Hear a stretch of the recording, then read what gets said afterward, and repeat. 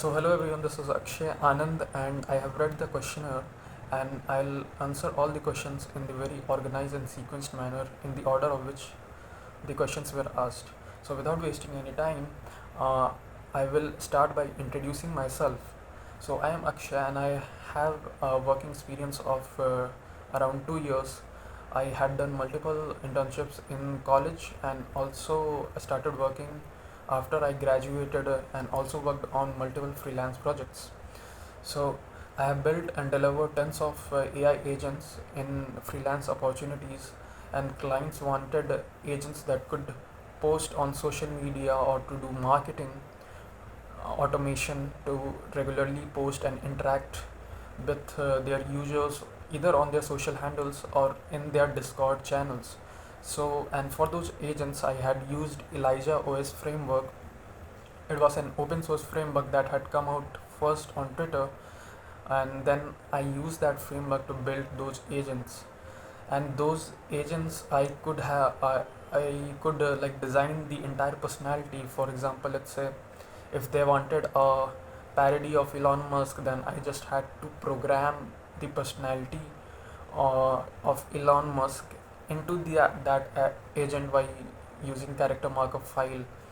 And I also integrated social media tools like Twitter to post and define those timelines. On to the second question, why NDL? So I want to join NDL because I'm deeply impressed with the range of technologies that people at NDL work at, from diagnostics to field engineering to AI analytics. So it's seriously impressive to me. It's the literal definition of a deep tech company that is run by grade A players, and also it is in operation and function from 1984.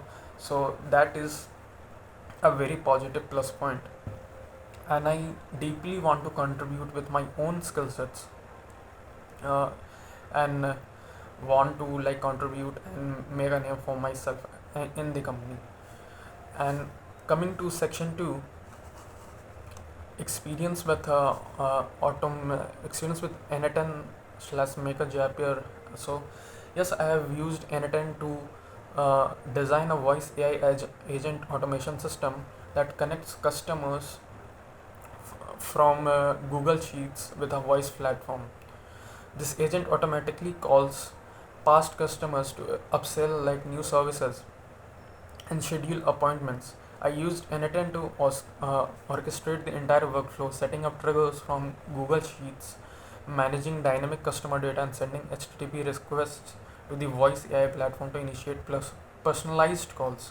So, for example, like I used to feed the data from Google Sheets of past customers, and then uh, the AI agent used to take that data, that those contact details, and automatically call at defined periods of time to upsell the new services or to retain the services. So I had designed that kind of agent for multiple clients. Some clients were in like SaaS business, so they had very specific software project, and they had a subscription model, and they used to like upsell uh, with these kind of AI agents.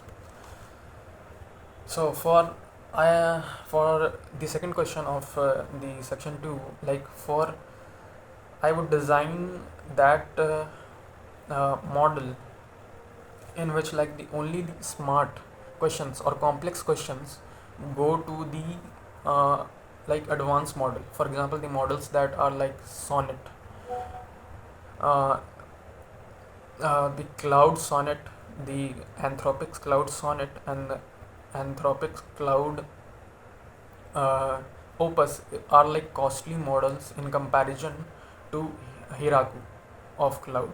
So for the complex questions, I would route those requests to those advanced models. And how would I define that a query is complex or simple? So for that, I would use a very cheap model to and set the max token to like 10. So it would give me a binary answer first. It is either a simple question or complex question. Based on that answer, I would route the request to complex models or simpler models, and in that way I would be able to control the economic restraints or economic expenses of the whole application. So, which AI tools and APIs I have used? I have used web versions of Claude, GPT, and Grok, and DeepSeek, and also other models. And I have used Cursor AI for coding, and I have also used the Cloud Code Terminal for my own coding requirements. And how do I pick the right model for job? So I will give you a very personal example. As I was once asked by one of my clients to design a AI coding generation application or AI website generation applications, in which a user has to input the type of website they want to generate, and the AI would give them that website with a live link that they can share and also download the code. So in for that, I had to choose the right model so that I would get the very good website, so only that way the users would stick to my application. So I tried first with GPT, but GPT was not giving me the right kind of results that were not impressive at all. So I went to Cloud, and Cloud Sonnet was giving me very good results, and also Cloud Opus. So I went ahead with Cloud Sonnet because it was giving me the right uh, outputs, very impressive websites, and I would also link that website in the assignment section so that you can also see that. Okay, I am taking example of a graph that I will just paste here, and you can see it yourself also. So there are like three kind of models: Cloud Sonnet 4.5, Cloud Haiku 4.5, and Cloud Opus 4.1. For Cloud Sonnet, there is $15 per million tokens, and Cloud Haiku 4.5 is like $5 per million token. Cloud Opus is the costliest of all, $75 per million of tokens.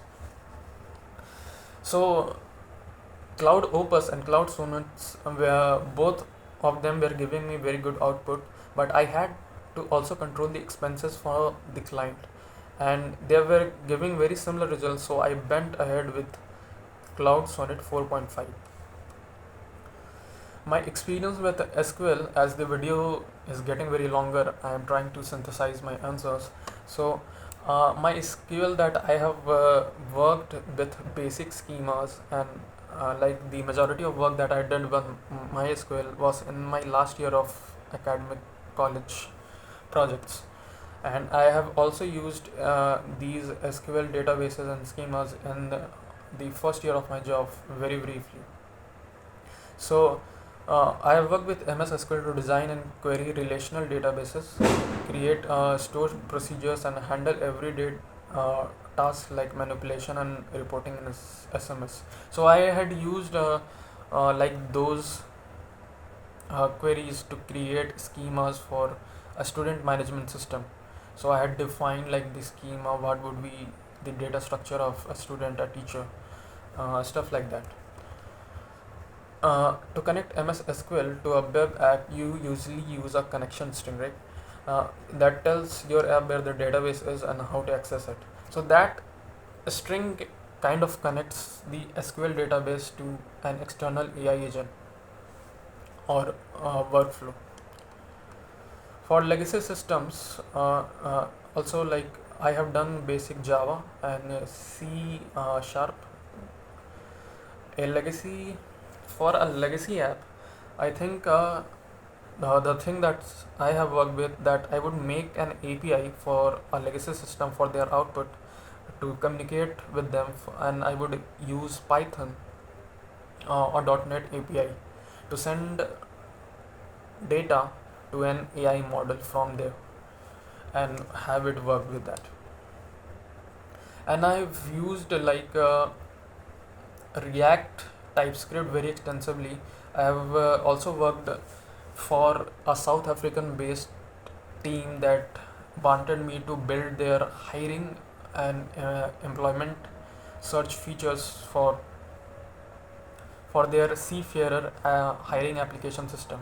So I had built their entire infrastructure for hiring, matching the employer and the potential job seekers. And I had used TypeScript because TypeScript was getting used across front end, back end, and in middlewares. I had used TypeScript to design the APIs, and also in the front end, TypeScript was used in Next.js. So I have extensive experience in that field, and familiarity with SSL and IIS hosting. I have done this in my academic project. So we had a class on this, and I had followed the tutorial and done this. But after college, I have majorly used uh, Vercel, Replit, Netlify, and those services to deploy the front end of my website, and AWS for backend. And for the last section, portfolio, I would uh, paste my top three projects. I would paste the URL, a live URL to that AI website generation application that if you want to use, can just tell me, and I would like enable the API credit. And Seafarer that the Seafarer application, I would also paste the link of that, and the Anatan agent. I think I am missing just one question. I have to check. Mm. So I think I will say something more on how do I pick the right model for job. So for that, I have to look at the price per million tokens for that model, and also how much token usage would be required to give me the correct output that I require for the application, for the output. So keeping those two things in mind, and also the context window. The context window is like how much of the previous answers and output it can contain to generate a new output. So like the example I gave, an AI website generation application, I wanted good websites to be generated, but I also had to take care of price constraints. So the choice was boiled down to two models, Sonnet and Opus. So Opus was very costly, $75 per million tokens, but Sonnet was relatively cheaper, $15 per million tokens. As the client was very price sensitive, I had to go with Cloud Sonnet 4.5. So thank you for giving me this opportunity to express about my career and work experience, and I hope you would give me a chance to display that in the real job. Thank you.